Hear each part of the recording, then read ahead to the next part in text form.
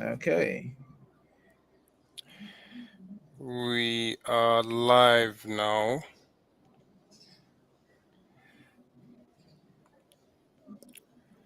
Bum, bum, bum.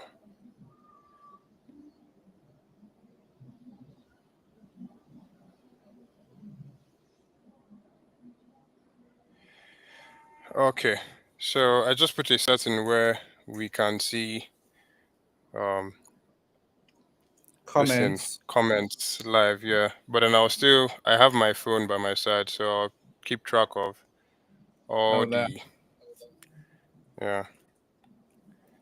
Oh, good. Oh, good. Why is this? Okay, yeah, we're live. Okay. So you're going to be the one to sort of usher us in. Yeah, definitely. I just want to wait for viewers to join, then do the introductions, break down the rules. You present briefly, then we go straight to questions. Okay. No problem. No problem.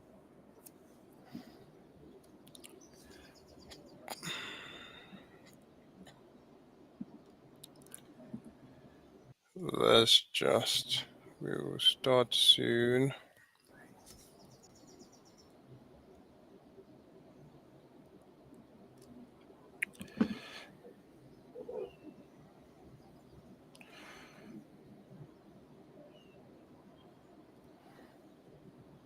You can have what you want.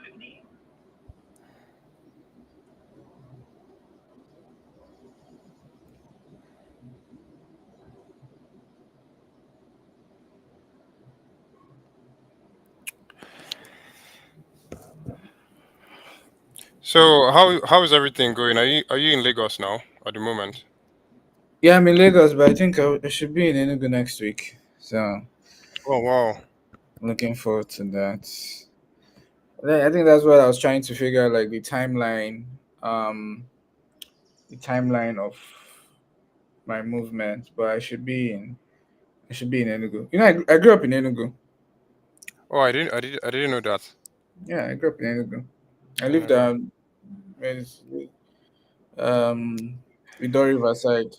Yeah, Ido Riverside. So the only reason why I actually left Enugu was for school. Like I got admission to Unilag, then I just left. Then I've not essentially gone back. But yeah, like my parents, I went to University of Nigeria primary school, secondary school, pretty It's much. actually very close to our campus as well. Yeah, yeah. So I'm very familiar with this school. Like all my siblings went there too, like all Oh of them. wow. Yeah. So very close to That's home. that's nice. I mean, I grew up in Abuja, but I'm from Enugu. Nice. I spent Christmas holidays here and I schooled here, but then yeah, I'm mostly based in Abuja. Abuja. Mm. Interesting. Is Abuja and Enugu are pretty much similar in terms of like the that you get for both states. I think the only like significant difference is just the well I say the you can feel money in Abuja. Like you could visibly just feel the money movement there. Maybe it might not be as Yeah, much. Yeah. Uh, I think I'll be coming to Abuja is Enugu. Abuja is huge. Yeah, it's well planned Eh, too. Almost like Enugu is also Very like well planned as well. yeah. Like Enugu is pretty one of those states that you could actually move around easily. Lagos is like you can't really move like that. It's not really that connected. Lagos is too congested, and the city's infrastructure is good. It's just I think the population wasn't in the plan when it was Yeah. being, so the infrastructure around is not available to serve. It's not sufficient to serve the Mm. population. Mm. Uh, Anywhere that has like a Overall, really if you like structurally, anywhere that has like a really good port, right, and a good international airport would always thrive. Like it's always Yeah. the same in almost every country in the world. Like once you have good ports, once you have an international airport there, if those two are commercially viable, yeah, it's going to fly. You're going to see people pouring because that's where business will come in.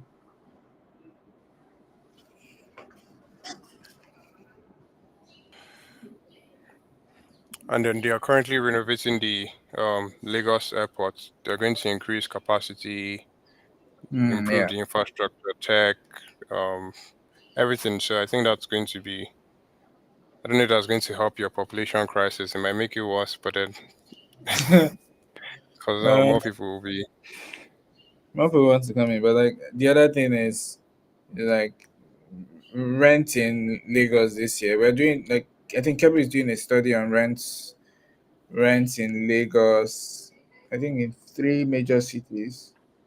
Um, so we're going to see. I think we're going to push that data next year Q1.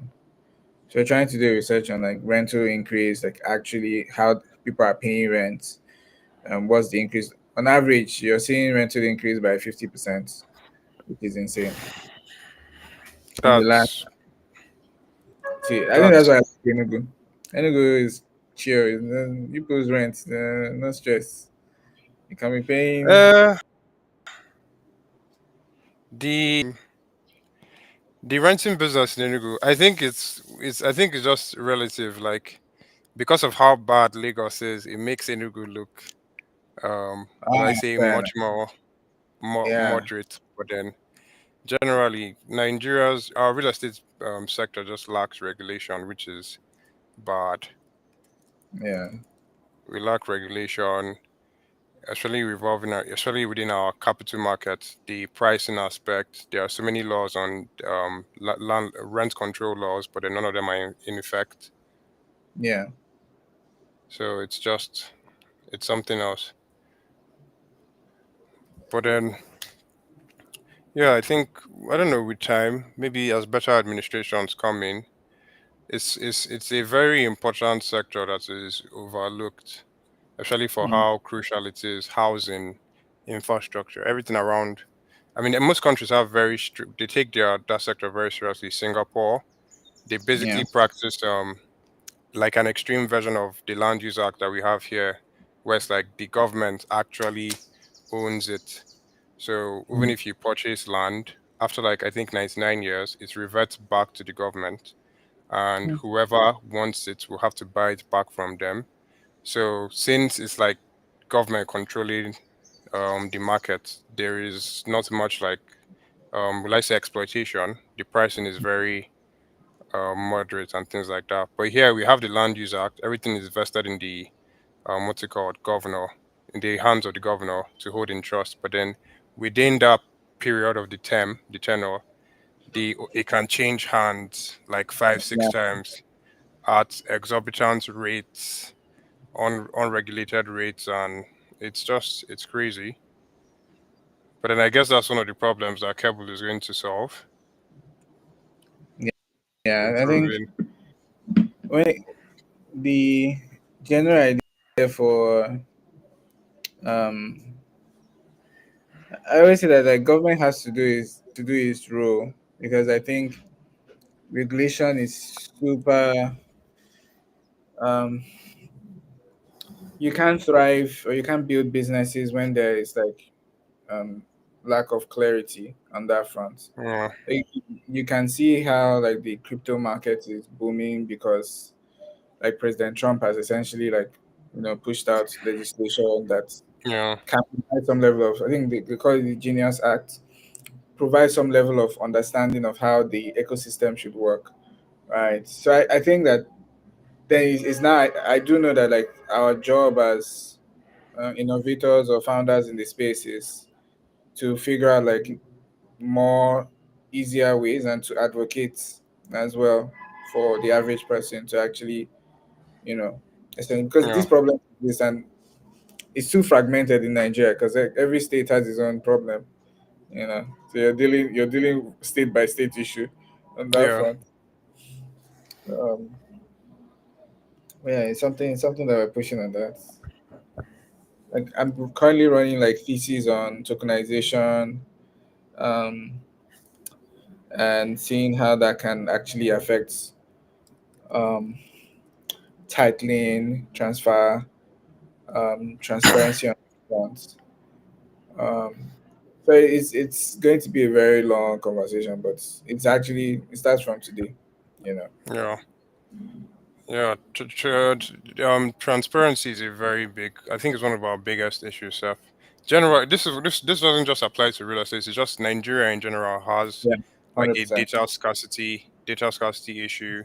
100%. Um, JLL in their real estate transparency index. They release every 2 years. Nigeria's market was ranked opaque. So it's like you don't know much about the market. It's so many transactions, but everything is under the radar, especially in Abuja. I did my internship with Night Market at Abuja, and it was hell because everything is so clandestine. You see an apartment building that's under construction now, and then in 6 7 months it's fully finished and the entire space is filled up, but there was no marketing whatsoever. So it's like, and there are many scenarios like this. So you can't if you're. I wonder how people like you people estate intel. I really don't know how you guys are managing to like do as much market as on the level of market coverage you're doing because the Yeah.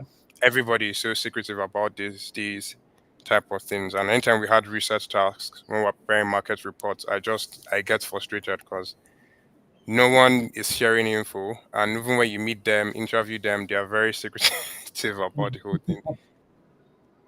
Because the secrecy makes them money. Like they make money from that level of um, secrecy. So the more opaque it is, the more transaction volume they can derive.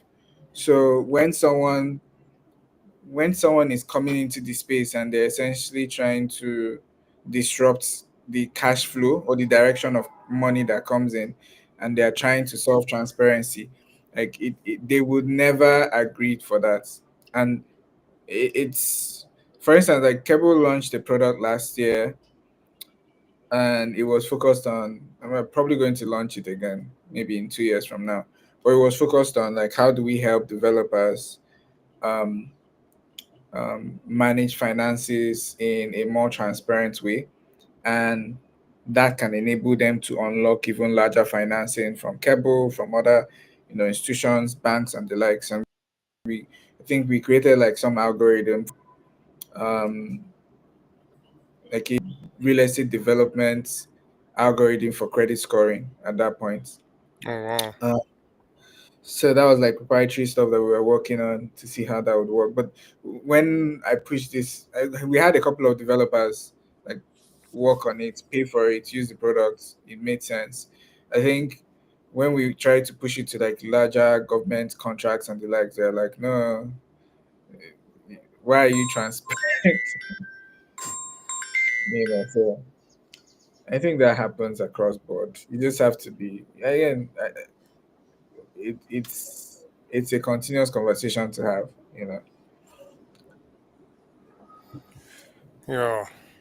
Credit scoring is actually very interesting. I think my because I just graduated, but then my project topic initially was on credit risk assessment. That's within Mm, the mortgage space because I think mortgages in Nigeria is still in a nascent stage.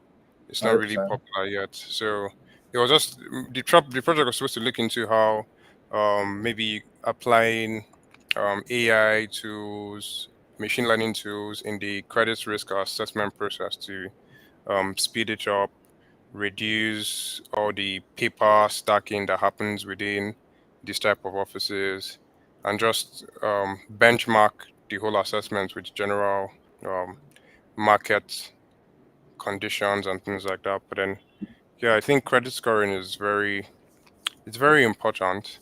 But then I don't know. It's like I think the primary issue comes from income because the whole loans, mortgages, it all falls back to the income, and then many people don't have the income to sustain Yeah. mortgages. But then for those that do, I think we can still capture that market because it's still a sizable market. The people whose income um Is it? can Is it really a sizable market? Do you think it is. I think so. I mean, if you take the big three cities, you have Lagos, Abuja, Port Harcourt. yeah, Surely you can see like a decent amount of people that will fall within, especially those who don't have like um let me say those that have an informal source of income where it's not like they're working for a company, just have a yeah, business, yeah, remote workers, um a lot of people. So it might be a small portion of the market, but then it's a yeah, start. yeah. It's a decent start. I we mortgage is very funny to me, right? So like the government, we pushed out MRIF. We partner with ARM to Yeah, push out MRIF stuff. yeah, Um, and the kinds of people that buy into the MRIF are mm, Nigerians in diaspora. I think most of the time, even the typical customer, archetype is typically like, oh, Nigerians in diaspora can buy something back home. yeah, Um, and even right now, with assets that are being, especially in Lagos, assets that are being acquired at scale are typically not Nigerians in Nigeria, but Nigerians in diaspora that are feeling it. So if you think of yeah, 2020, like the makeup of a typical developer will have like 50-50 Nigerians in Nigeria, Nigerians in diaspora. Now it's like 80-20, where yeah, 80% of that is stacked against like Nigerians in diaspora. So a lot of dollars is essentially dollars, pounds. Surprised how much pounds is actually coming into the country just on that yeah, side. The the issue with mortgage is like one, it goes against like the typical Nigerian mentality, which is like we like to pay everything in cash. The other thing is we are not incentivized enough to take credits, right? So, for instance, like to get a job, you need to have like a good credit score, right? To yeah, to rent a home, you need to have a good credit score, and for you to have a good credit score, you need to essentially get credit. So you need to borrow, right? So generally, like we're not even incentivized to take yeah. To take out yeah, loans. Mm. exactly. So the whole system essentially is structured in a way that you have to for like put cash in and have peace of mind. And most people just figure out that okay, that's peace of mind, and they can move from there. So I think that's something that probably needs to be worked on. Like, um, I'm curious to see how younger people actually feel about like credits, right? Yeah, Because even myself, I'm not the best at credits. Like I'm just maybe it's just a cultural thing for me, where it's like, do I really need to? But this year I started like taking credits that I didn't really need, just so that I can build up enough like credit score to be able to take larger bets if I needed the money. So I would just say, okay, I started this year with I don't know, micro loans, and it has really racked up to like millions. And the reason yeah, for that is I started with like 6K, and I could pay that. And then moved to 200K, then 100K, then 300K, then 500K, just for the sake of you know building that credit. As long as you pay it on time and you don't use it for like sporty bet or something. yeah, But yeah, yeah, I think that's pretty much it. But I think the cycle needs to be worked on. One of the things I'm sort of bullish about with Keble is just the idea of um, the everyone essentially building equity in the real estate space, right? So how do we make sure that people are not left behind? Because back then, people typically would save, like our parents would typically save, and their savings would be enough to buy houses and buy land, right? yeah. That's not the case now. No matter how you save, that's pretty much like the rate of growth in terms of capital appreciation, it outpaces whatever we're doing right now. So Definitely. we have to figure out like what's the alternative for people not to be left behind. If not, there will be like chaos. Like imagine people are not even glued into the system in a way that makes sense, right? So I think what I'm even trying to figure out, or what we're even working on actively, is how do we make sure that a large portion of the population, which is a lot, um, can essentially build equity in a system that, and they feel less left behind, um, and they feel like they are part of some income that they know and they can that is tangible. I think that there is something truly beautiful about that, as much as possible. Yeah, 1000%. Like you saying that everybody should own property. And I tend to move the needle a little bit more, because this we started with 10K, now we are doing 5,000 naira investments. And I was speaking to a Yeah, developer and he so was that's like, 5,000 naira. I said yes. We might even get to 1,000 naira at some point, because it's like what we're trying to do is to make it almost impossible for someone not to get into the business space. you have equity. Yes, And it's it's fair, like you can have like this own shares in banks with like 5 naira. I think exactly Wema Bank was trading at like 6 naira at the start of this year, so right. why should property be any different? Thank you. I think there's something true to that, and obviously as when we started, because as numbers, as you scale, becomes a bit, the numbers make sense as a business. Yeah, But I can remember the first speech I gave for Keble, 2019. I literally, the first speech was like, every student should own property with 500 naira.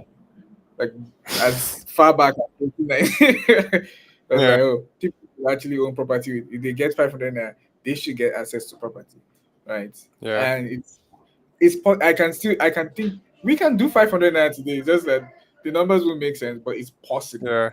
possible to do it. So definitely, I think we can just jump in. So we had like 7, 8, close 10 people that joined. yeah. So it's off and on, probably network issues. So I think we can just get into the event. Not sure. So the webinar, Real Estate Reimagined, Investing Smarter and Earning from a Global Portfolio with Keble. So it's a webinar by the Property Technology Club, or PropTech Club for short. We go by PropTech Club, within the University of Nigeria.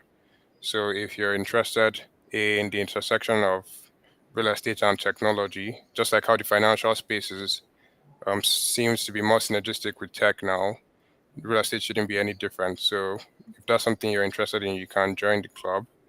And as for our guest speaker, if you've been listening, you've probably gotten insights into who he is. But Jose Maria is the co-founder and CEO of Keble. He co-founded Keble with a mission to make real estate accessible to everyday Africans, both within the continent and in the diaspora. So Keble has become a pioneering real estate micro investment platform that allows users to co-own premium properties globally through fractional ownerships from as little as 10,000 naira. And if, as you heard, they're working towards getting to as low as 5,000 naira, maybe even 1,000 naira in the future. They are facilitating the sale of over 300,000 micro units across 70 projects globally, including the United Kingdom, Dubai, and Nigeria. So, Jose, I think I'll allow you to take it from here so that we can get straight into you and your platform. Then we can throw whatever questions we have at you. And for the Yeah. viewers, if you have any questions, you can just leave them in the chat.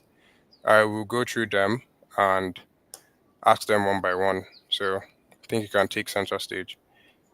Awesome. So once again, thank you so much for having me. It's nice to be part of the prop tech ecosystem. Um, and one of the things that we tend to do on our own end is to um, figure out, like, how does prop tech become more mainstream, right? When we started, I don't think there was anything like prop tech at the beginning. So it's just interesting to see that it's becoming, a household name on its own. Um, so I want to take you guys up. on a journey on one, like what is Keble, what we're doing, and also like how you can benefit from it as well, because I think that's also like the core important thing and the mission that we're trying to achieve on our own end. And hopefully you guys can join me on that mission as um, quickly as we can. Let me see if I can share my screen. Is it possible? Yeah, it says so. I think if you just click on present, or let me check. Yeah, I think I can see. Yeah, Yeah, presentations, and you should be able to. yeah. Just checking if you guys can see this. Yeah, we can. Okay. Yeah. Okay. So when we started Keble, we were literally students when we started Keble. I think I was still, and I was probably in my early 20s at that point. Um, and I was in my final year. Um, and one of the things that got to us at that point in time was I wanted to get into real estate, and everything was freakishly expensive. And you can imagine my shock saying, "Oh, I want to buy land or I want to invest in property," and I don't think I had up to 100K, right, as a student then. And we also noticed that that wasn't like an isolated problem for us. Generally, even at that time, people were trying to figure out how to make property affordable, how to make property accessible to a large number of individuals. And even at that time, you would see, I think early on, you see people introduce things like, oh, pay on installments, spread it for 5 months, spread it for 12 months and the likes. And one of the things that we saw early on was one, property is highly expensive. Less than 10% of individuals in Nigeria actually own it. Um, and we need a platform that can, one, demystify it a little bit more, two, allow the entry price to be so low, and three, essentially disrupt how people buy property and make it almost freakishly easy, right? I use the word freakishly easy because I we do not want people to think too much when it comes to buying property the same way they're thinking about buying something in the stock market. Like it's almost that seamless. And our goal essentially is very simple. Hey, it's like how do we make this property, or how do we make real estate very accessible for everyone, right? And I keep saying that everyone should own property. It's like a constant thing in my head. It's like it doesn't matter to what degree, you can own it to different degrees, but everyone should have that in their portfolio. So the question I we asked this question in 2019, which is, what can you do with 500 naira? Then you could do a lot. Then 500 naira can buy you like three spaghetti. You could buy like three spaghetti like this. Yeah, you could buy actually with 500 naira you can buy, but now you can't even buy one, right? So inflation is actually a thing. Um, but now the question is like, what can you do with 5,000 naira? If you're anyone else, like, what can you really do? Not much, not much. But you can buy things like food. See, shawarma. Shawarma is a very nice thing to have. Or you could buy things like, ice cream, right? But the question we typically ask ourselves in Keble is like, what is something that won't disappear? What is something that would pay you back in folds? What is something that would enable you to start your journey in property as easily as possible? And we always said, if we can reduce that barrier, we can allow as many people to come into the market with ease. So, like you already said, Keble is a real estate technology platform. We are on a mission to make property investing easy, right? And we offer a variety of options for people to actually build their property portfolio. But one of the underlying things that we focus on a lot is just how do we make it easier, how do we make it safer, and how do we make it way more accessible, right? Right now we have projects in over four different countries. We have in Nigeria, in Dubai, in the US, and in the UK. And we've partnered with a ton of people to make that work, with developers, with insurance companies, with regulators in those markets, to make it easier for you to actually get into property markets without actually traveling, right?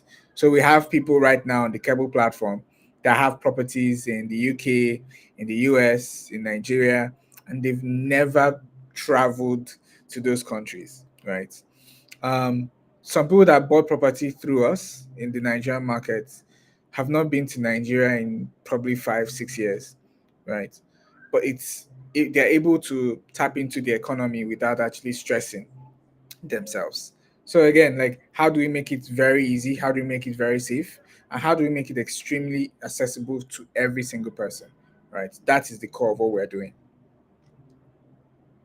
Yeah, we have a couple of licenses that allows us to actually do this.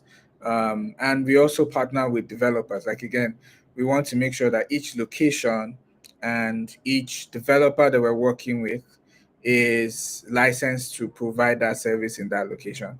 One of the things that we spend a lot of time doing is like vetting developers, vetting projects, making sure that those projects are in alignment to set some of our proprietary thesis on why we're picking this location and what that location holds. Right now, we have over 30,000 global landlords. We've done over 100 properties. I think right now it's probably double that as of current status. And we've partnered with over 50 developers across these countries. There are a couple of models that we currently have that makes it extremely easy to lock in. The first is we have what we call full ownership. So what that means is that you can essentially buy property on the platform if you're thinking of land, if you're thinking of a house, if you're thinking of a home, right? And what we essentially do is that we eliminated down payments. Yeah, so we made it easy for you to just make monthly payments with zero down payment. So you do not need the 20% or 30% or 50% down payments. You just need to start with the monthly consistent payments, and you're able to actually buy properties with ease. um, and that's like a unique offering for the full ownership offer, whereby you can essentially pick and choose, and you're not constrained by the pricing model of that asset. And we're able to close those things because like Keble is essentially like, how do we foster, how do we provide opportunities that is easier for people to lock in and easier for people to buy and build their own real estate portfolio without any major cost implication. um, we launched also co-ownership recently, and co-ownership is one of the offers that allows individuals to 20, 30, 50 people to come together and own a portion of a particular asset, earn rental income from that asset, earn capital appreciation from that asset, and they also get vacation nights every single year from owning that asset as well, right? Um, this option actually came about when I noticed that some of the assets that we have in our portfolio essentially have gone up by 500% in 5 years, right? And because early on we were not part of that value chain of equity holding, right? Most of our customers sort of missed out on that growth and missed out on the growth of rental income from from that particular asset. This one allows you to really participate without putting out 100 million or 200 million on the assets, right? So it's a very cost-effective way for you to buy property that you're not actually living in. Maybe you want to do it from an investment, you wanted to rent it out, you like that location. This is way easier and cheaper for you to actually get into the property market without stress. So how it works: we partner with developers, we analyze the costs, we now divide the costs into slots. We call it slots. So let's say property is worth 100 million, we divide it into 10 slots. So that means each slot is worth 10 million naira. And on the platform, instead of you to even pay the 10 million naira at once, you can spread that 10 million naira for over 12 months, right? So that allows you to actually build with seamless or with some level of ease on your own end. And we have a couple of deals. We have Declan, it's in Ikate. Um, we have Buckingham, it's in Yaba, Lagos. We are also expanding to Abuja um, early next year, and Port Harcourt and Enugu as well. So we're open to more deals that sort of fit our risk appetite, and we'll be uploading some of those opportunities on the platform as we go along. But this option is really flexible. It allows you to earn income for life. It also allows you to sell at any time, and you also have really good perks as an owner of a particular slot. Yeah, and this is fractional ownership, right? Right now, people on the platform can actually own fractional assets with as little as 5,000 naira, right? And I think I mentioned it earlier that it's possible to actually get to 1,000 naira, and it's possible to get to 500 naira, and it's possible to get to 100 naira. So our goal is to make it freakishly easy for you to actually get into property with ease without actually spending so much. And we have assets like this similar in different locations: United Kingdom, United States, Dubai. Um, I know that we are looking at other like African countries at the moment. So right now I'm looking at Tanzania, I'm looking at Morocco, looking at Ghana. So those markets exist, and we want a situation whereby individuals can essentially come into the real estate space with as little as what they have, and essentially participate in some of the deals that we offer. And you can earn as high as 20% on an annual basis for some of these deals. Yeah, I think one of the biggest things that we spend our time on is just figuring out like how do we make things much easier for everyone else. Real estate feels like the way people buy property 10 years ago is property today. We're constantly thinking of how do we make that process way better for the future, right? And allowing more people to get access to that property. Right now, you guys can buy Tesla stocks, Google stocks, you know, some of the top banks in the world. You can buy their shares, but you can't buy um, a simple property with as low as 5,000 naira, 1,000 naira, and the likes. And those properties essentially do pretty well. They're solid. They're in great locations. Imagine you owning something in Banana Island or Eco Atlantic, right? Or in New York, right? You're thinking of how to build like a truly global portfolio in the property market that doesn't exist for the average person, but we're able to actually open that to a lot more people. And that's really what Keble is all about. Like, how do we open up the market a little bit more? Yeah, we have like great team. We have our chairman. We have my co-founders as well, and we really spend time trying to make the process much easier and much more transparent for everyone else. So I hope this helps in explaining what Keble does, how we're doing it, and if you're interested to know more, you can always reach out.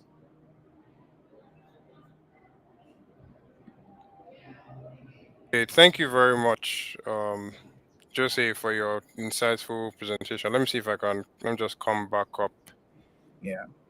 Okay, so we are back. Thanks so much for your presentation. I mean, I actually already knew a decent amount about Cable, but I still learned more Mm. in the middle of this presentation. So thank you so much. We're going to dive into questions.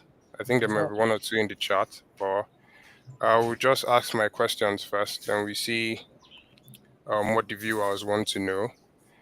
So I want to start with the platform first before we go into the real estate aspect. I want to start with Keble, just as a startup in the early stages when you were. I'm going to assume you were looking for funding, right?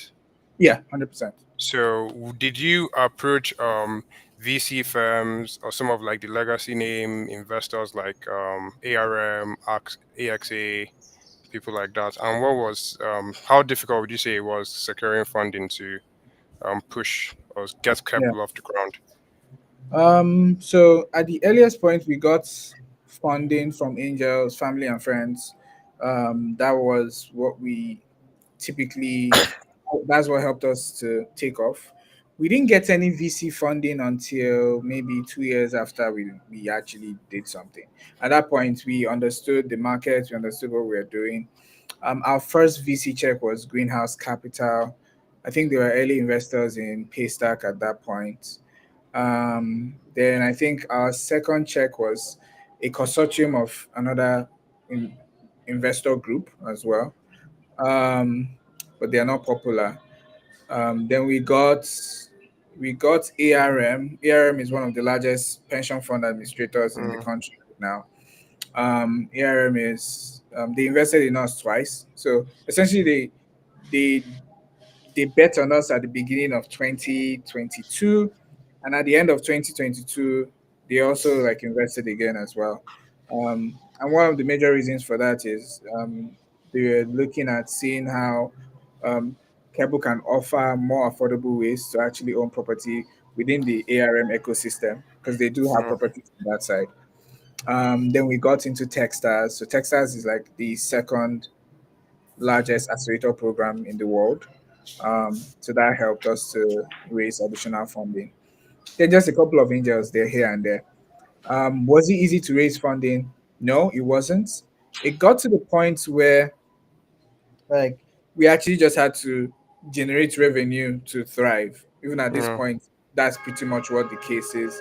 We stopped raising funding a while ago. Like we stopped even searching for investor funding and financing, and just focused on how does this business typically make money, and that's actually helped us to grow and become who we are today. But it wasn't easy. There were tons of no's. I can remember getting a no from YC, from every major, will I say, accelerator program in the world, from every VC, and the no just hits you like, ha, another no. It gets to the point where, like, when you start being immune to no's, you just chest it. Just you get to know, you just chest. Everybody chest it. Say, ah, no, bro, on to the You next one. you look at your checklist and you're counting how many news to go today. A ton of no's, right? Um and they were valid. Like one of the major reasons why they're telling us no is like, hey, it's not a viral product, right? Another thing is it takes time for real estate returns to actually materialize. We sort of hacked that over time. um Another aspect was that, hey, you know was it user, like it took time to educate customers on how this building, you're telling me that I'll use 5K to own it, right? Can I, Yeah, they will ask you questions like, can I live in the building? Like we had to do a lot of customer education to yeah, even be where we are today, right? um and it wasn't nice that there were other competitors around us that were dying, essentially. Like they'll point to this customer, like, if you check the track list of companies like this, that have built something, they're typically not around. I don't even know how we're around right now, but they're yeah, typically not around, and they'll look at them and say, "Oh, what happened to these guys?" And we learn from them. Like we have conversations with them, to figure out like, okay, what happened. Sometimes it's not even the model. Sometimes they just like found out problems, or they needed financing for other things, or they just wanted to do real estate development and move on, right? But I think that's pretty much it. It was pretty tough. Um, to raise, especially during this 2023-2024 period, right? We had to really double down to figure out like, how do you essentially become profitable? Do you essentially like make money generally as a business and build like a more sustainable business overall? So yeah. yeah. And then the next question is about the equity structure. And so if there's a property now, co-ownership Yeah. as usual, and obviously each individual or each investor is not bringing an equal amount Yeah. of capital. So does Keble automatically handle the equity structure, and especially when it comes to the income, rental income, the way it is shared amongst Yeah. investors? So let's pick a property. We have a property in Lekki region, Lagos, and that property is going for roughly 200 million.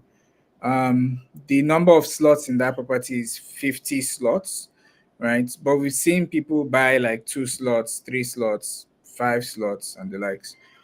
So you can decide to buy as many slots as you want. One of the things that we do is that your income is essentially a proportion of how many slots you own. So if there are over 50 slots, for example, and you bought 5 slots, and let's say that property made 10 million naira in a month, right? Your income essentially is 4 over 50 times that 10 million. So it's pretty much straightforward to how much you own.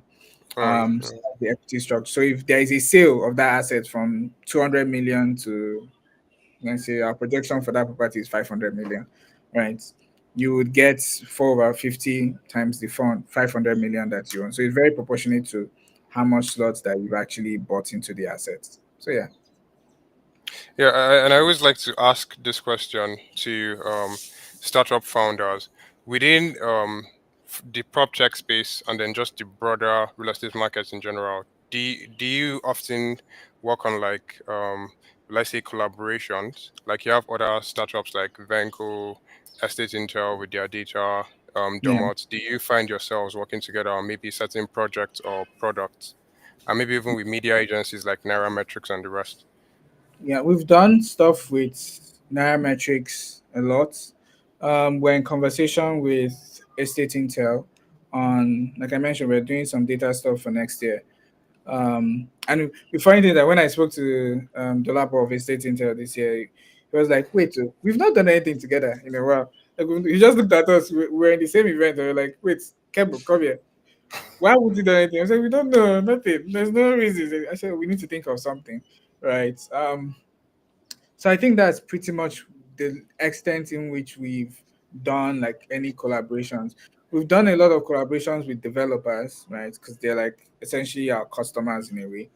Mm. So we spend time with them and trying to understand how do we structure financing, how do we structure deals with them to make it proper, and how do we make sure that we are offering almost super value for our customers on the platform. So I think that's where we probably spend a lot of time on at this point. Okay. And then this question, it's there are some questions in the chat that I think this question will be relevant for. Yeah, But then I have a personal question to ask, but I think I'm just going to keep it to we handle the ones in the. It's about the, will I say, secondary services that Cable could provide. I think you kind of answered this already, but then we can go through it again for the viewers who are not there. So, for instance, now, like with Trove or every other investment broker, they provide information that kind of helps the investor, where you can see trade volumes, price changes, 52-week highs and lows. Is yeah, Keble looking into providing that type of analytics for their clients or their customers into like to provide insights into how the market is performing and things like that? Maybe even release reports, market reports as things progress. yeah, 100%. I think yesterday we were talking with the product team, so um, deep insights on the properties that we have is something that we're spending a lot of time on. I think that's also that's one aspect. It might not be something that we'll typically monetize. It might be something like a value add into the process because we have a lot of things to monetize actually. But we are looking at that to make sure that, again, to drive that transparency in how do we make it possible for people to know a little bit more what they're investing in and how their investments will look or how their investment performed, 10 years ago, 5 years ago, and the projections that they're looking at for the next 5 to 10 years. That's something that is currently being baked into the product at the moment. So people can be able to give or take, understand if I'm paying 1 million, if I'm paying 5,000 naira for this asset, I'm essentially exiting this asset at X value, and these are the fundamentals that drive that value over time. Um, the way valuations work in Nigeria is sort of funny, but the general thesis is if there is a willing buyer, right, price would match to that willing buyer and we'll make it happen. So I think that's one. The other thing that we're spending a lot of time is to drive like a secondary market opportunity whereby individuals can be able to resell once you buy on the Keble platform. You can be able to resell to other Keble customers as well. And that's the value of you buying through Keble, right? So I think that's another value add that will enable people to actually close deals as well. We're launching something next year. I think it's called auction, where people can be Oh, able to okay. sell distressed assets on the platform. So once there is due diligence done, you can essentially buy into properties that have been in the market for 2, 3 months, 6 months without any sale, and that can be able to be pushed on the platform to allow um, micro buyers to actually buy into the assets. So I think that there are tons of things that we're looking at the moment to make things work and to create a much more functional market that currently doesn't exist at the moment. Okay, so I would say the auction product that you plan to launch next year is actually a very good initiative because I think that improves the liquidity that comes with this investment, and that's what a lot of investors are looking for when they are wherever they're putting their money to. And 100%. bringing in these secondary services, insights, market analytics, do you think that would expand like the skill range or skill sets that Keble is looking to bring on board, like look more into the investment finance space, not just tech, coding, marketing, and Yeah, things like that? yeah. There's a huge gap on the investment side, especially understanding the nuances in the real estate space. So yes, that is something um, that is needed. One of the benefits that I've had personally is that I have a background in accounting, finance, Yeah.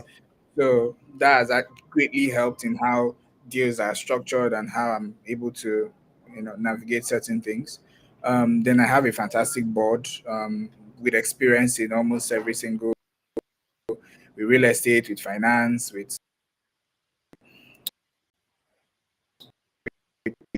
capital markets. So they've been able to actually um, put me through on a lot of things on that. There would be a lot of, I can assume or I can even project that there will be a lot of need for like real estate. I keep telling my finance person that we will need asset managers from a financing standpoint.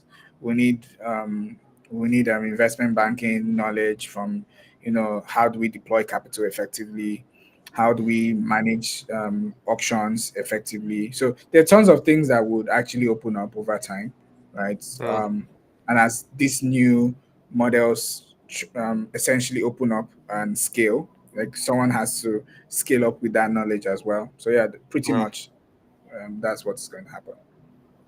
Okay, that's interesting. So we have a question or two questions actually from a David Leslie in the chat. Yeah, He asked, how are rising construction costs affecting developer pricing models? yeah. When you see early on, let's put it at 2020, just picking numbers there, you would typically see in developers BOQ, you would see things like, okay, we're adjusting inflation by 5%, 10%, right? Back then. Um, and I'm sure all of them have learned. You've seen sometimes, I think in Lagos especially, we saw construction halts for years. In fact, we saw developers even return customer funds and like, do you know what? We cannot even. It's not even profitable for us to continue building, right? Yeah, We will just stick to selling land, right? yeah, Uh, so that has actually happened in the last 5 years or so. What has actually happened in the last 2 years is slightly different. Prices has essentially stabilized and developers have gotten wiser, right?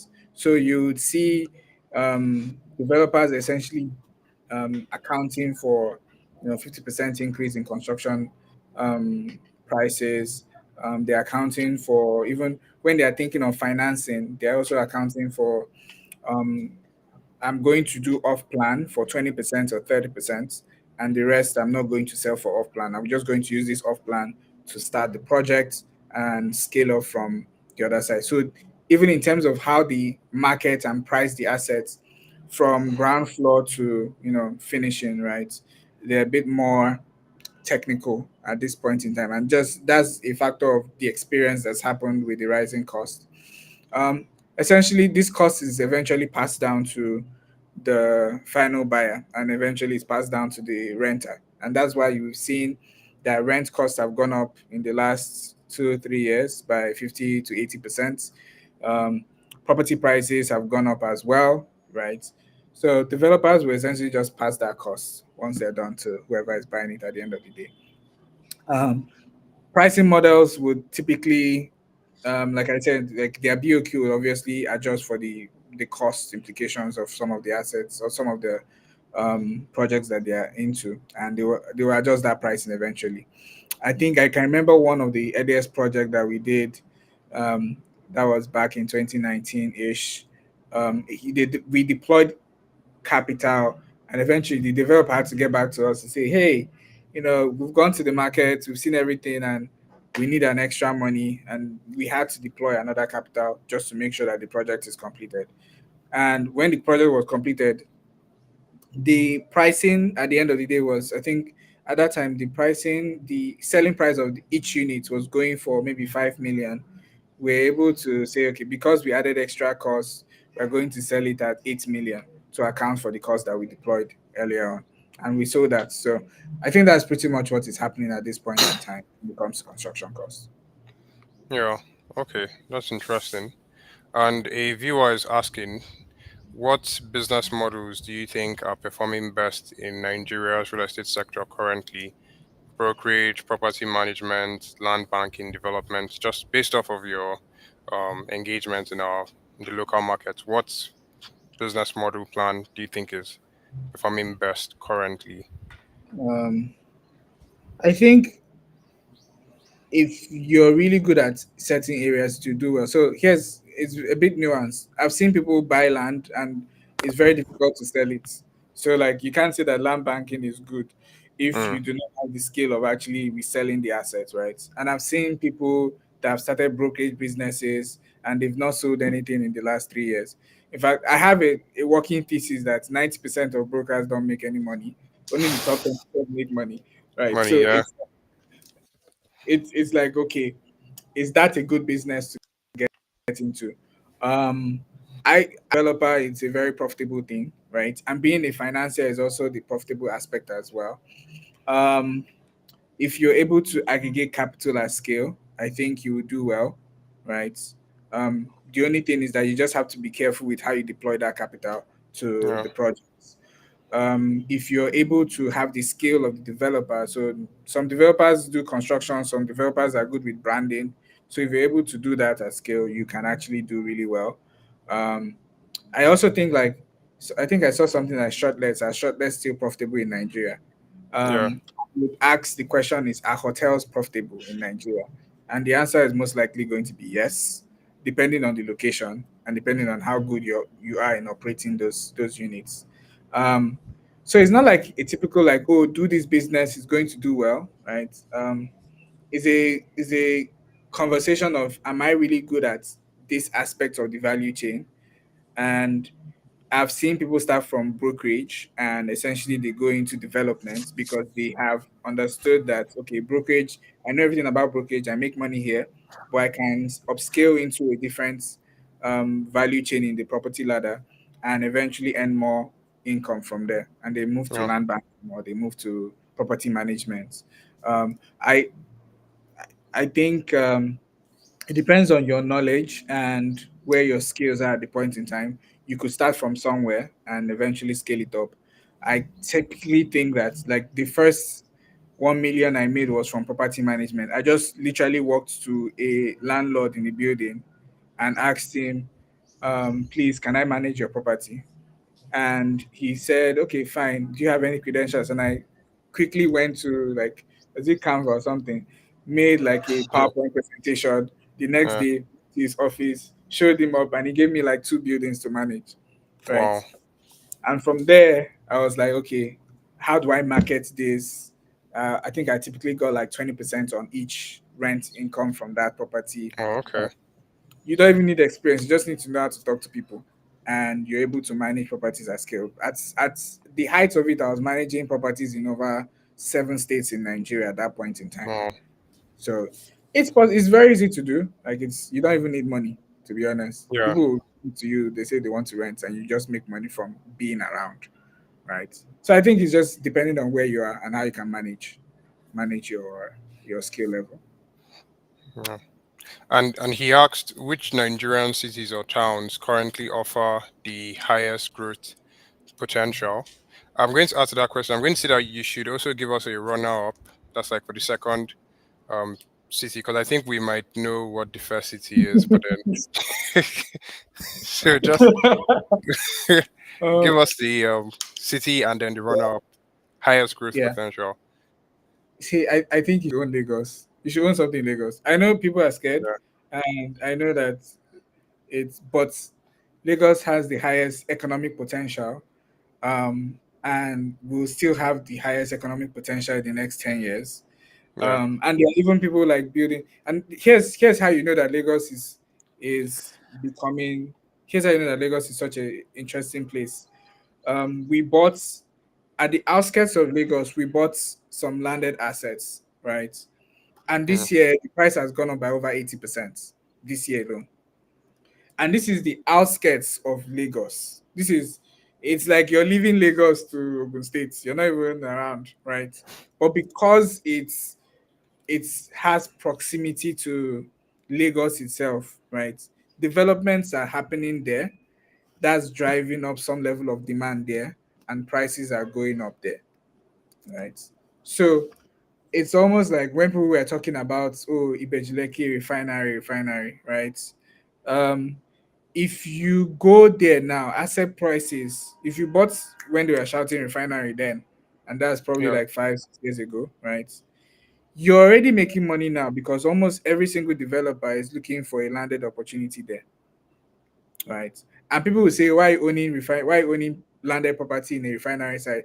Trust me, where the developers are building now in Ibejuleki, almost every major developer that I know today has something in Ibejuleki and Epe, right? And they Mm, are building mega projects there. Where the refinery is far from where those estates are. It's not even close to each other, right? So if you actually go there, you now see and you visit, like you're amazed with kind of projects that are being built there, and you can already see that this place, whether it's 1 million naira per square meter today, you already know that this place is going to be a very interesting place to actually get, um, assets on. So yes, Lagos is one. The other place that is actually gaining traction is like Ibadan, right? If I had a ton of money today, I would buy like a ton of land in Ibadan, right? And the reason for that is the connection that goes from Lagos to Ibadan is through the train station, right? yeah. And I've been to Ibadan like I don't know. This year, then I've probably been to Ibadan like over 10 times, right? And I use the train a lot. Last year, when I was using the train, I could see the space, like there was vacancy. There's a ton of space around in the train. So a lot of people were not even going to Ibadan like that through the train, right? Yeah. Right now, if you do not book 2 days before or a day before, the tickets are sold out. Wow. So that invariably means that every single day the train is booked to Ibadan every single day. And it can only get worse from there. I had a client to meet and I wasted my time in trying to book the tickets and everything. I couldn't book, I couldn't go again. Like I was like, I'm not going to stress myself again because the tickets were all sold out, right? And there are interesting projects happening in Ibadan that would rival projects that are happening in Lagos because people are looking for experiences, people are looking for hospitality, people are looking for something. People are looking for fresh air. Let's just say that even Yeah. fresh air is enough reason to enter the train for 6,000 naira and go to Ibadan and experience something far cheaper, far better. Almost the Yeah. same quality of experience that you probably get in Lagos, if not more, right? And you can actually spend and enjoy yourself. So I think that's something that might be interesting to look into.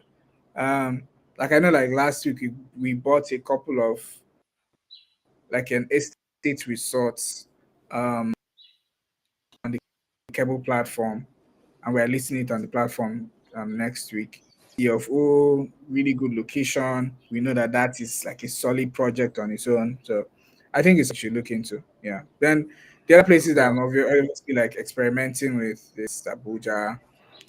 But like I'm seeing what our dear minister is doing. So my board is saying let's look around that and see what we can do from there. yeah, Um, then Port Harcourt is good. Then I've seen deals in Enugu. From like an eastern point of view. And the reason why we're even looking at Enugu is that we have customers that are saying, "Why are you not in the east?" I'm like, "Okay, let's go to the east." And the places that I want to consider in the east are probably in around the Enugu side. So that's pretty much it. yeah. I want to dive deeper into your outlook on Abuja right now because obviously Abuja's minister, his histrionics has caught all of our attention. But Yeah, then I don't know, your runner up was Ibadan. So it's like comparing the two, Ibadan and Abuja. yeah, Nairametrics reported that Abuja surpassed Lagos in terms of foreign capital inflow this year. And then hundred you percent. also have some legacy companies like Seplat moving their corporate head office to Abuja. A lot Yeah, of big gatherings like Afrexim Bank's annual general meeting, the African Sovereign Investors Forum, big events had happening in in Abuja. Abuja. So wouldn't you say that will I say offsets the uncertainty that comes with wikis?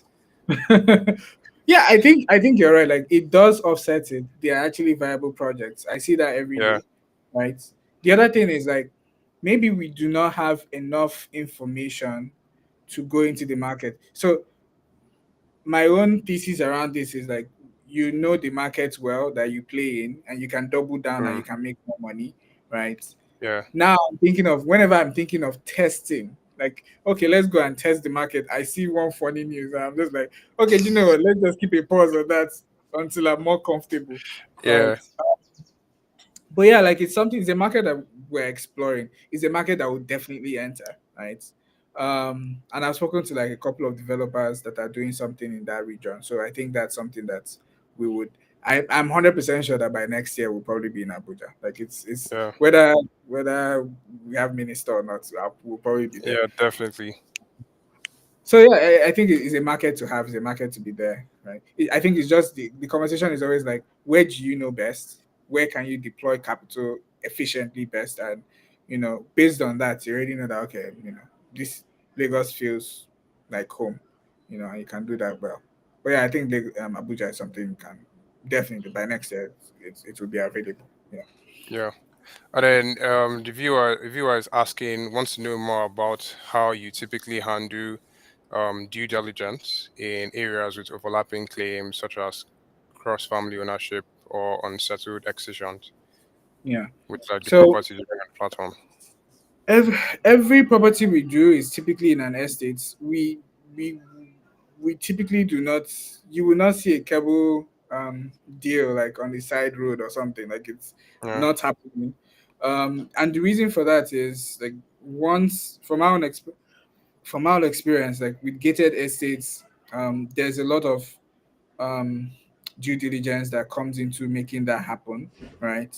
There is a lot of from an Omonile standpoint, the community members already settled at that point in time. The estate that we bought, the landed estate that we bought last week or this week, right, is in Ibadan. We erected something for the security of the states so that Oh, we are able to even secure the estate even more. And we got rural leaders to even come and launch that particular security post there, right? To also validate that okay, this place has been recognized by the community, and that yeah. property is also CFO. So those things add up to give some level of security from our own end and make sure that things are doing well. We spend a lot of time, like we have like three layers of how we do due diligence, like the legal, like the fiscal, and obviously like the financial standpoint, like okay, Yeah. does this make sense? And we typically like to get in at really good discounts. Like I know like our minimum is at least 10% discounts, and we've gotten as high as 30 to 40% discounts on certain deals. Wow. Like we want to make sure that we are in a good position when we're putting certain projects into play. So yeah, that's pretty much what we like on our end. You will not see a cable project like on the side of the road. Yeah. It's probably not something that we are used to. So when people are saying, "Oh, like our property has been demolished," or it's typically not like in projects that we know or we like. I saw a project 2 weeks ago. It was literally it was not an estate, but you could it was on the roadside, and we essentially it's like passed on it because I wasn't comfortable with it being on the road. I just want it to be inside. I want some level of security. I want some level of, structure that would give me enough confidence to put in capital in. So that's pretty much how we look at deals. So yeah. Yeah. So And I'm not saying, speaking of, sorry, I'm not saying that deals like on the roadside are not good though, right? yeah, It's just that just yeah, yeah, they might be good and they might be fine. It just doesn't match our risk appetite at this point. Yeah. yeah, definitely. And speaking of security, a viewer, Evelyn, she wants to know what level of control does one have over a property, or let's just say property equity purchased with 5,000 naira. Yeah. Because obviously, you see sometimes in the capital markets where these big corporations do like share restructuring, and then some shares get diluted. So I think that's Yeah. where like this question is coming from. So how Yeah. safe is an if 5,000 naira investment? Yeah. So let me give you context to the 5,000 naira investments, right?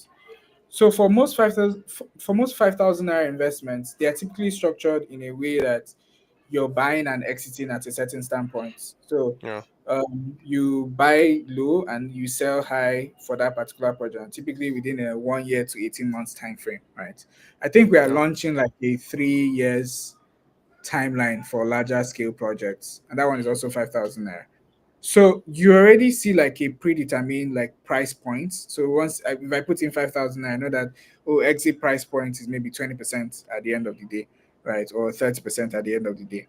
So it's pretty much baked in early on. So there is no will I say there is no like funny business within that timeline. We also have one that is away, and it doesn't have a fixed timeline. It's essentially like you own it for life. In projects yeah, like that, we do not even have control. Like the majority of the assets, so we baked it in that only 70% of slot owners can make a decision. If 70% of slot owners do not make an informed decision, like nothing happens. So let's say, for instance, we cannot sell, Keble cannot wake up in the morning and sell these assets, right? Even if the deal is fantastic and we know that we'll probably make money from it, we would have to yeah, get buy-in from 70% of control of the owners to make it possible for that asset to be sold, right? So similar to any shareholder of any company, you know that they're like minority stakes, and they're obviously people that bought in yeah, at majority stakes that from there. But we want to make sure that everybody is represented in the assets. So, like to answer the question more bluntly, if you have 5,000 naira, you probably will not have as much control as you want to, right, for that particular asset. But what you're guaranteed on that front is you already have some level of visibility over the asset that you're acquiring, and you know that okay, this is the expected return after sale of that asset. That makes sense for me. And let's say you're doing like the co-ownership offer that requires you to buy like a particular slot and own for life. You obviously have way more control. Like for instance, you have way more control of when you want to sell, when you want to even stay in the property, right? So your vacation nights are in your control. We do not control that. yeah, Um, Also, when the assets entirely, the exit value at the end of the day is also controlled by you as the co-owner as well. So a lot of that is also baked in. So it really depends on the asset that you're picking and which area that fits your own budget at that point in time. yeah. So you don't necessarily get much decisive action, but the returns are guaranteed. The returns Exactly. are there. Yeah. Yeah. And then another viewer asked, what major trends do you think would shape the Nigerian real estate space in 2026? I wanted to ask about this because I think right now Keble's coverage is mostly within not entirely, but a lot of residential properties. So do Yeah. you see yourself expanding to cover more unique real estate asset like data centers. We're currently in the midst of like an AI boom. More Yeah. businesses are integrating AI into their services. So more companies need data centers, cell phone towers. Are you planning to like extend into this unique asset classes as time goes on? Yeah. The ones that I can clearly say that would be opening up are event centers in highly populated areas. Um, so like if I know that the density in a particular location is pretty high, you would find that event centers are very profitable, way more profitable and way more manageable than office spaces One or even thousand rental percent. apartments. 1000%. So we are looking into that. So that's, but it requires like you acquire land at prime locations. You don't spend so much really to actually maintain and manage it, and the cash flow is every Yeah. week. High Like profit margins between event yeah, centers. so Yeah. that's something that um, we are focused on from a commercial standpoint next year. Mm. Um, I've not seen any deal on data centers yet. I've not. I typically don't like the. I think we were reviewing it a couple of years back, like cell phone towers. It seemed nice, but like I don't know. I don't know what happened to that deal. To be honest, I can't really say. But like what I know that is Yeah. actively on our radar and on our table today is probably like event centers, densely populated areas, um, really good margins there that make sense, and the cash flow Yeah. is consistent. So yeah, And then as for the trends, what trends do you think would shape the real estate space next year if you had to guess, project? is it from a technology standpoint or from like operational standpoint? Maybe just generally, it could be technology standpoint, operational. It could be a trend, macro Yeah, trend, or something small. yeah. I think so. I'll start from like people that are trying to build like prop tech businesses and what I've learned so far. Right. I Yeah. think we are in they're like core technology businesses and they're like core hybrid businesses. So let me give you an example. When you think of a core technology play, you think of maybe Paystack or Flutterwave, right? Yeah. And those are fantastic businesses at scale, right? But Yeah. if you notice, no one has essentially built business like Paystack or Flutterwave successfully since Paystack and Flutterwave, right? Um, so they're hybrid businesses. So businesses like Money Points, right?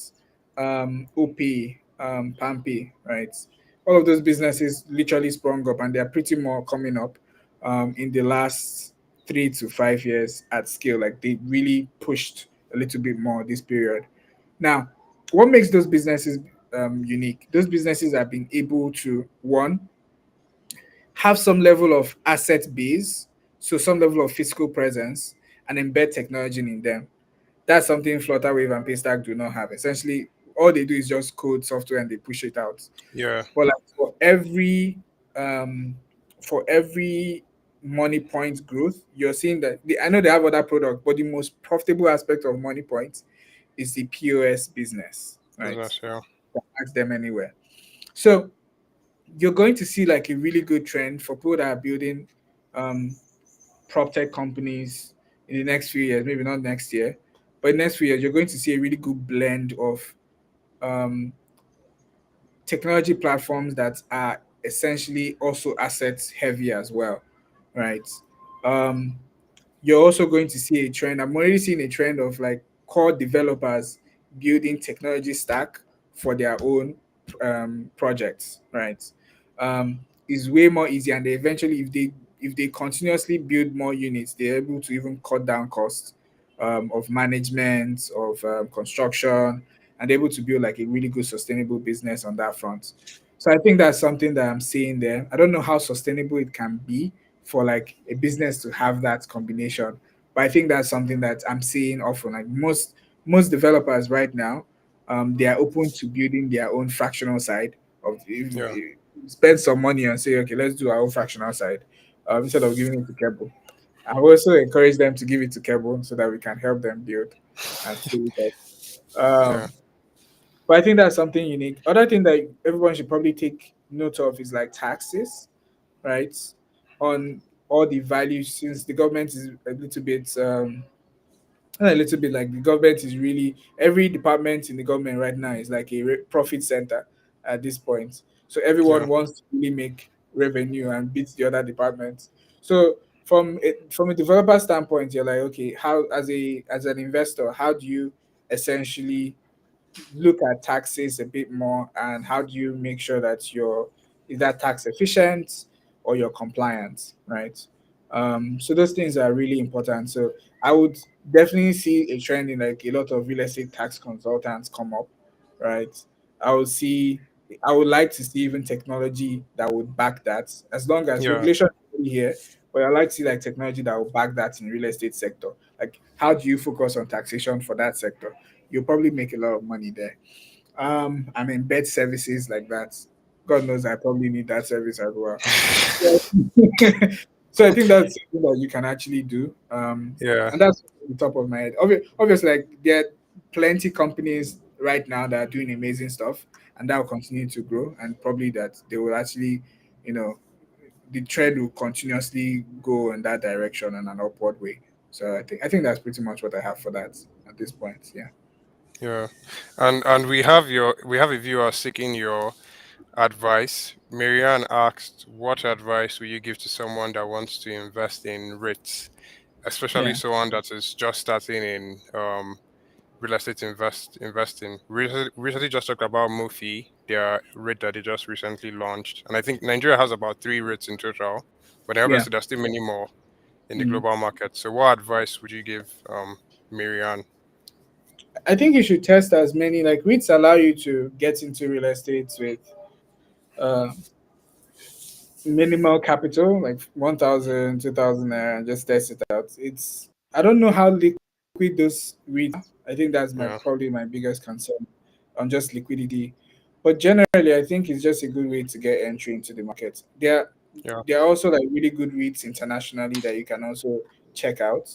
So you don't have to be constrained with REITs in Nigeria, right? I'm sure that REITs in the US are very liquid, so you can test that out and see, okay, how. And the benefit of that is that they're really good with paying dividends, so you can actually benefit from that cash flow on your own end. Um, but yeah, typically like REITs, it's a good idea for like stability of your portfolio generally, right? And it's also like a good way to just test out the market and see how it goes. It could Oh, be really good. I've probably only invested in like one REIT in my life, and that was probably in the US, right? So it was just the cash flow. I just like the cash flow going in, coming out, and that's pretty much it. yeah. I think And the you also REIT have some market very needs good like, REITs. yeah, what I you, Yeah, I was saying you also have some very good REITs popping up in the emerging markets like Singapore and Dubai with hundred very percent, high 100%. liquidity. You can Yeah. actually look at like emerging markets. We need more. I'm of the opinion that we need more REITs in Nigeria. Like we need more public, Yeah. transparent, liquid REITs, and we need more financiers to back it. Like we need more pension funds involved. We need more asset managers involved, um, because that would actually drive some level of. It would help in driving the construction. Sorry, to help in driving like the housing deficit a little bit, lower. And we don't have enough big capital coming into the real estate space. Like it's still not coordinated enough. I think the first ever like MoFi is probably like this MREF is probably like Yeah. the first coordinated um fund that is probably doing really well that I've seen in a while. We need more of MREF to and scale that. The only asset manager for MREF is ARM. We need more asset managers to be involved. We need more deployment to be involved as well. So I think that's important. Yeah. And she also asked, she said you said you managed landlord's property with no capital. Yeah, sure. What skills led you through the management in as much as you were not working with a real estate company or firm at the time? You were working independently. So what Yeah. skills helped did you leverage to get those gigs? I mean, you just have to be. Um, I typically say that you don't need skill, you need hunger. You probably like you probably you probably need like a lot of grit to. So like I didn't know much around management because I've never really managed anything up until that point. I The only thing I knew was just talking to people. Like I knew how to talk to somebody and eventually convince them to do X, right?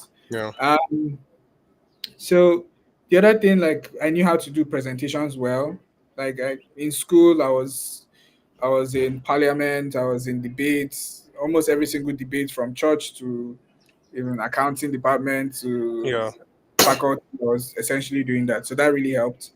If you are able to speak to people in a very confident way and you're able to convince them, right?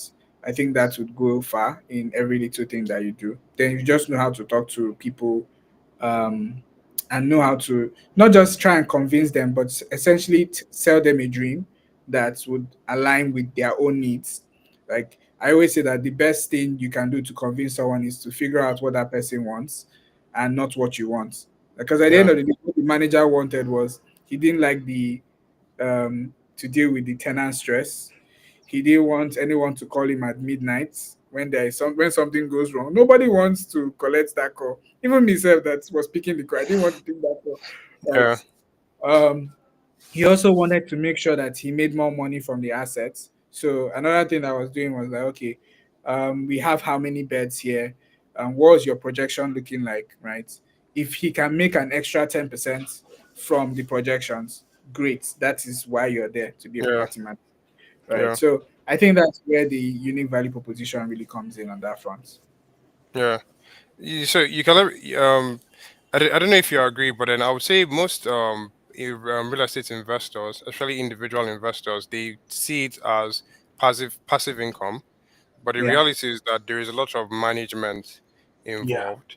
So if you can just convince these investors that, oh, you get to enjoy this investment as a passive income, I'll handle on the landlord representation and things like that, then they'll be easy. They'll happily give it to you, get the property off their hands You and things can like literally let me give you another, like if you want to do this at scale, and the reason why I'm not doing it is because it's very stressful to manage properties. that. Yeah, Like 1000%. but like if you wanted to manage like your first 10 properties in the next 6 months, do like a simple 5K 10K ad on Mm, Facebook, right? And say if you're a landlord, XY, I will help you manage your property and you're going to make X% more, right? yeah, Um, you would be surprised how many people will reach out to you just for the sake, just to hear what you have to say. Like I've gotten deals, even to date, I've gotten deals to manage properties for people, right? And I think it's the easiest thing you can do, right? yeah, And it's something you can learn on the job as long as you don't like break anything in the house. You can literally learn on the job and be able to make money from there. yeah, 1000%. So, I think we're going to close with these questions unless more pop up in the chat. But Yeah. then during the presentation, you mentioned people in your team, and I noticed that Mr. Trove, the CEO of Trove, was um, amongst them. Yeah. I've used Trove a lot in the last 2 years. I think Yeah. it's like one of the, if not the best, um, investment brokers platforms you can use to access vast amount of securities. So I think he obviously has good experience within that space of um, improving accessibility to investment Yeah. using tech. So I'm curious as to what role he plays within Keble, what advice or things like that he has brought to the firm, to the company.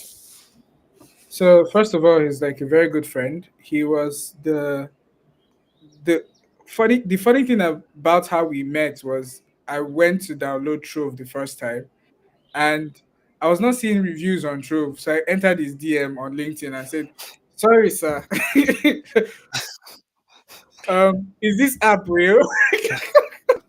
And he said he eventually sent his and we chatted on WhatsApp and Mm, he said, yeah, sure.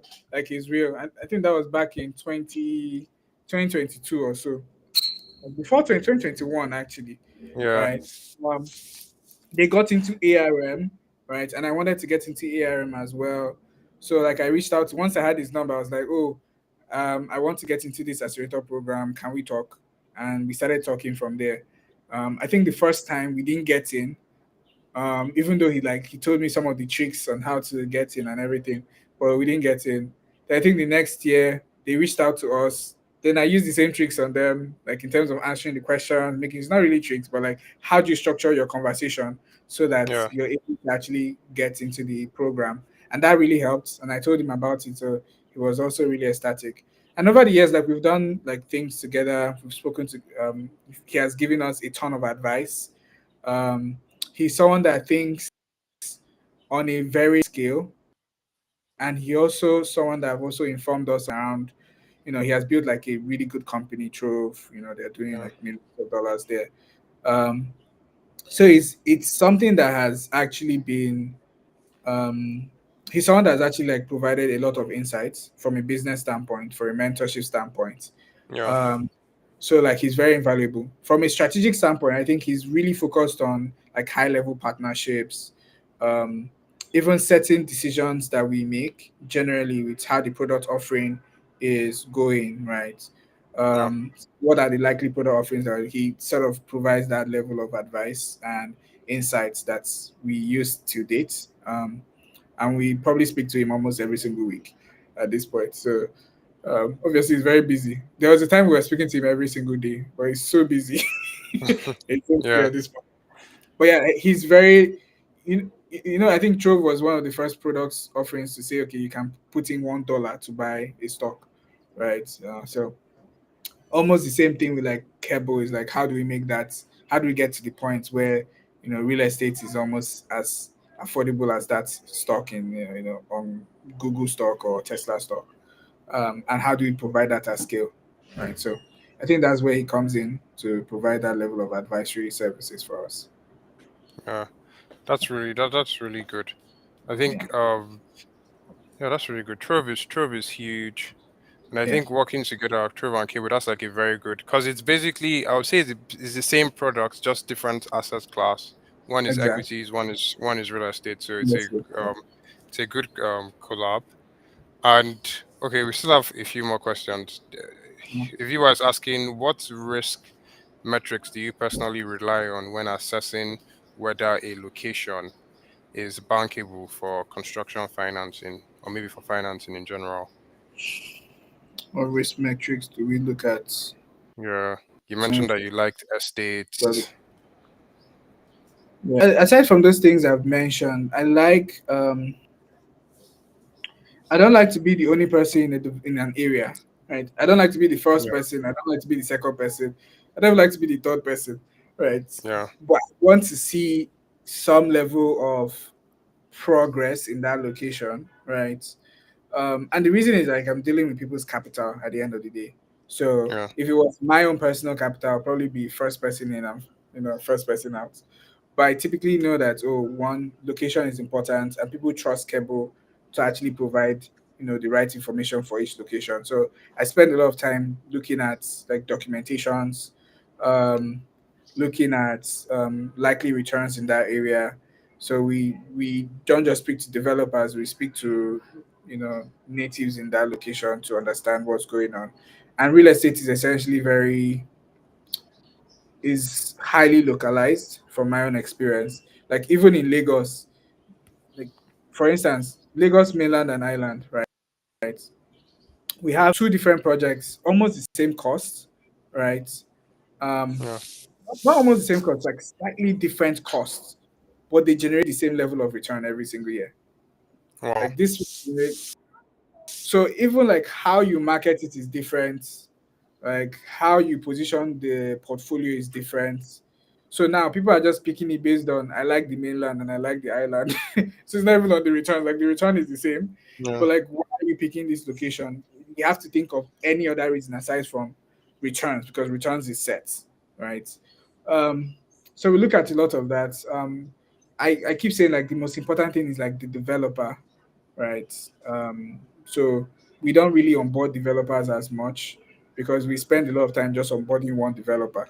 Like this year, we've only onboarded one this year, right? Um, no, so like we spend time just figuring out like what locations matter and which developer is really suited for that particular location.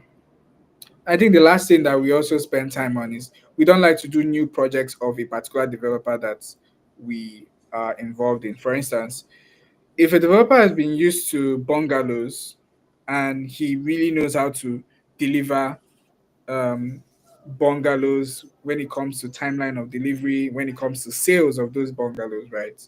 He's superb at it. But then again, he now says, "Do you know what? I want to launch high rise in Eco Atlantic next year." Keble is not going to be part of that first deal, right? And the Yeah. reason is like we don't know if his first project in Eco Atlantic will be successful. Like I would want Yeah. to do You multiple want a Eco good track Atlantic record. Yeah. for me to be comfortable with that. So we Mm. spend a lot of time just figuring out like, okay, has this person done a similar project before at this scale? And how do we just plug and play into that so it's easier for us? So yeah. Yeah.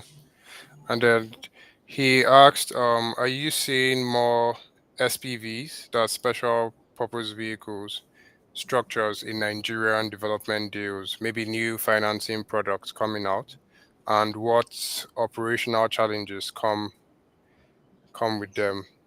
It could be Yeah. commercial papers, syndicated loans, whatever they may be. Yeah. I think yeah. I think the you would not see so much of a challenge when it's like institutionally funded SPVs, right? Because there's Yeah. essentially very streamlined and straightforward. Like, oh, I'm deploying 5 billion for X projects, and this project is for or for XPV, and this SPV is housing maybe two or three projects at scale, right? Very simple structured SPV. I think where the SPV structure becomes a bit confusing is when you're dealing with retail SPVs, right? That's where Yeah. like I was speaking to trustees the other time, and their brain was on fire in the call, and they're like, "How do we structure this deal properly for instance, Keble in a month we do over 300 to 500 investors invest every single month.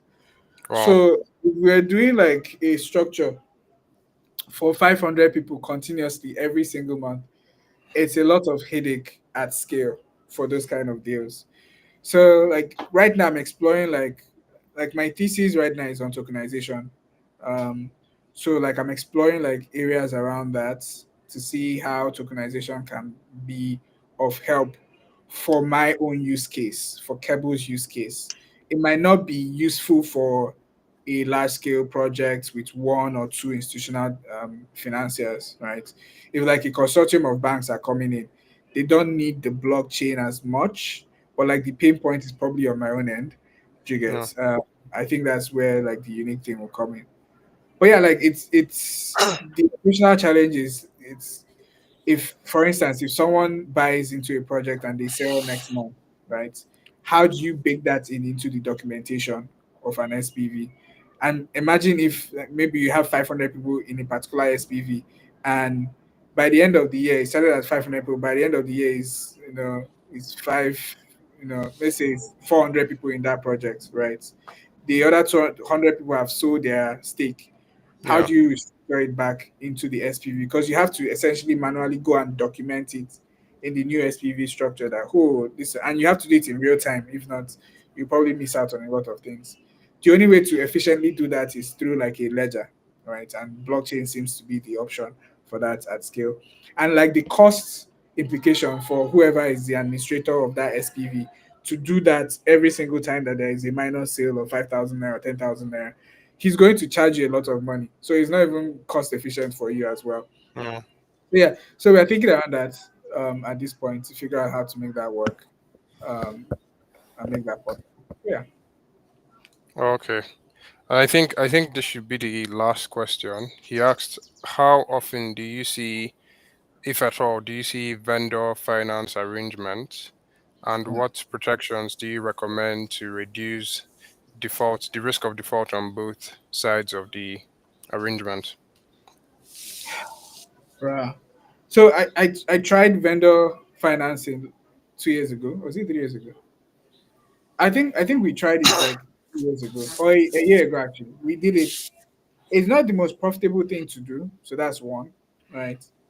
Because one, you want your money back as quickly as possible. So the maximum timeline you have is probably less than 6 months.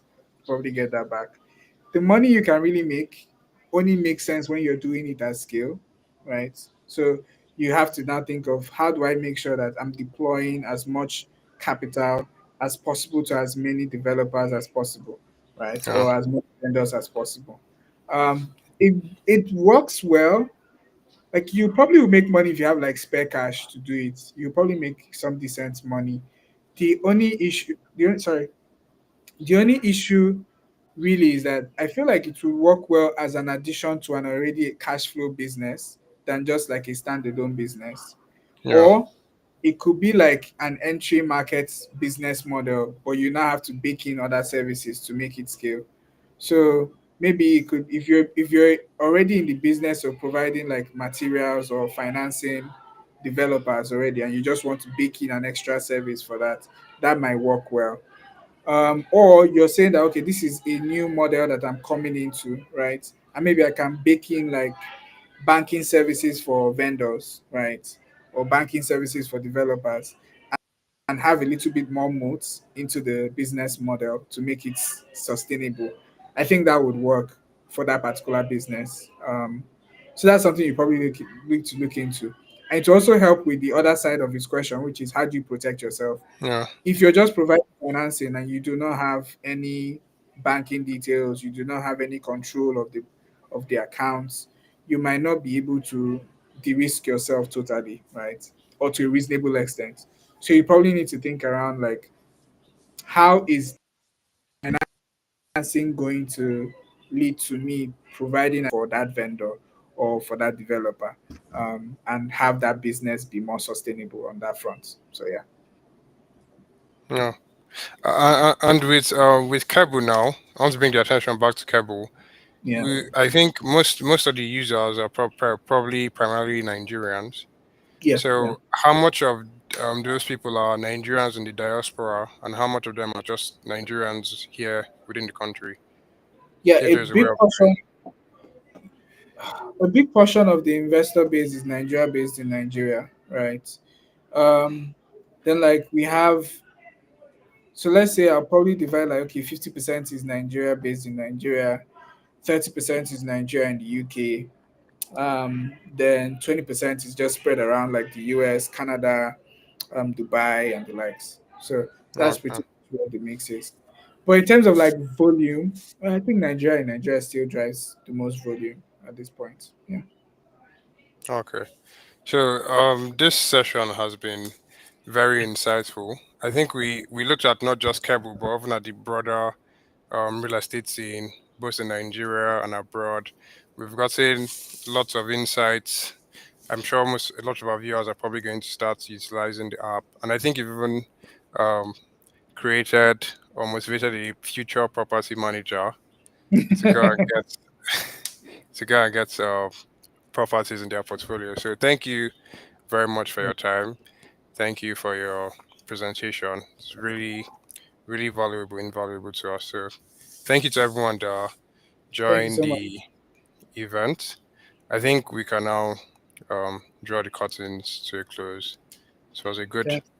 good time. So yeah, if you do you have any other things, maybe something you want to say to the crowd? I think most of these people are students, so any advice? Yeah, just try as many things as possible. Like, Yeah, life is too short. Then you guys can also reach out to me on LinkedIn. Like, if you're on LinkedIn, it's pretty easy. You guys can share yeah. my it's I think also I'll my, add your yeah, just add I think I'll my, add your LinkedIn in the chat. yeah, just follow me if you have more questions. Happy to um happy to answer and probably provide some level of clarity on that front.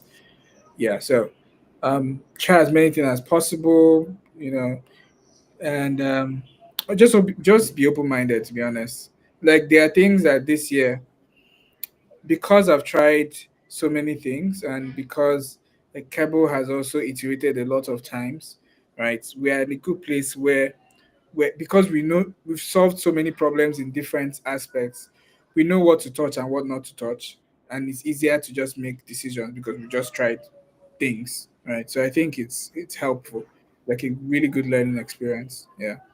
So definitely try things. Yeah. Let me just. I don't know. I think there's something wrong. I'll just add the. I'll just add your LinkedIn in the chat. They can see, Oh, okay. find a way to access you. And Keble has offices in Lagos, but then obviously it has an office in Lagos. But are you looking to expand to maybe other um, locations,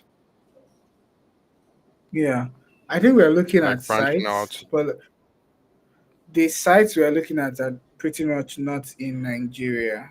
So because we're Hmm. looking at areas in other countries, we're probably will be opening more sites there. Like I know that we have to double down next year on Dubai, um, then other African countries as well. So most likely, it just Yeah, depends on like the what the market is saying at that point in time. Yeah. yeah. So yeah, I've added your LinkedIn in the chat. I think anybody that wants to reach out, they can get you through there and Yeah. Okay. network grow. So thank you again. I think that'll be all for today. Thank you everyone for coming. Thank you very much for your Thank time, you Jose. guys. Thanks for having me. It's a Uh, pleasure. Take care. all right. Bye bye. Bye bye everyone.